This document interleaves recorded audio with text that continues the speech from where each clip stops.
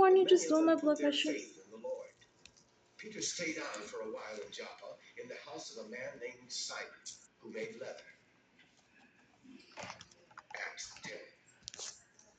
In Caesarea, there was a man named Cornelius, who was the captain of a group of soldiers called the Italian Unit. Cornelius was a very religious man. He worshipped God, and so did everyone else who lived in his house. He had given a lot of money to the poor and was always praying to God.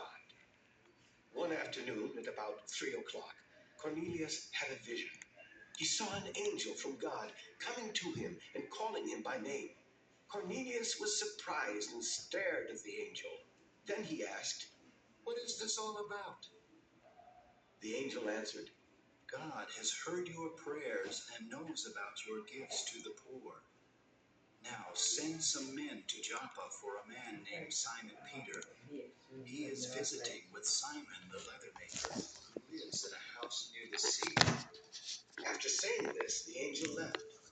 Cornelius called in 2 of his servants and 1 of his soldiers who worshipped God.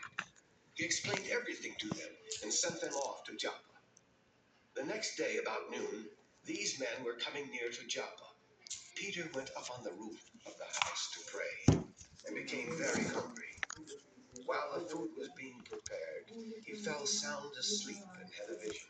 He saw heaven open, and something came down like a huge sheet held up by its 4 corners. In it were all kinds of animals, snakes and birds. A voice said to him, "Peter, get up, kill these and eat them." But Peter said, "Lord, I can't do that. I've never eaten anything that is unclean and not fit to eat." The voice spoke to him again. Today, that's for Oh sure. my I can god, have this it is tomorrow. just like me. I definitely did my chore today. If I have it tomorrow. This happened 3 times before the sheep was suddenly taken back to heaven. Peter was still wondering what all of this meant when the men sent by Cornelius came and stood at the gate. They had found their way to Simon's house and were asking if Simon Peter was staying there. While Peter was still thinking about the vision, the Holy Spirit said to him, "3 men are here looking for you. Hurry down and go with them. Don't worry, I sent them." Peter went down and said to the men, "I am the one you are looking for. Why have you come?" They answered, "Captain Cornelius sent us.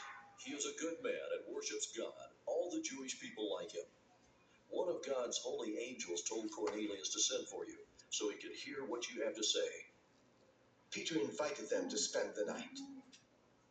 The next morning, Peter and some of the Lord's followers in Joppa left with the men who had come from Cornelius.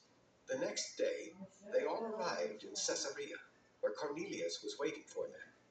He had also invited his relatives and close friends. When Peter arrived, Cornelius greeted him. Then he kneeled at Peter's feet and started worshiping him.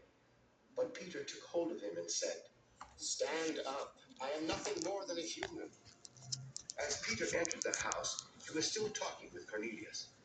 Many people were there, and Peter said to them, "You know that we Jews are not allowed to have anything to do with other people. But God has shown me that he doesn't think anyone is unclean or unfit.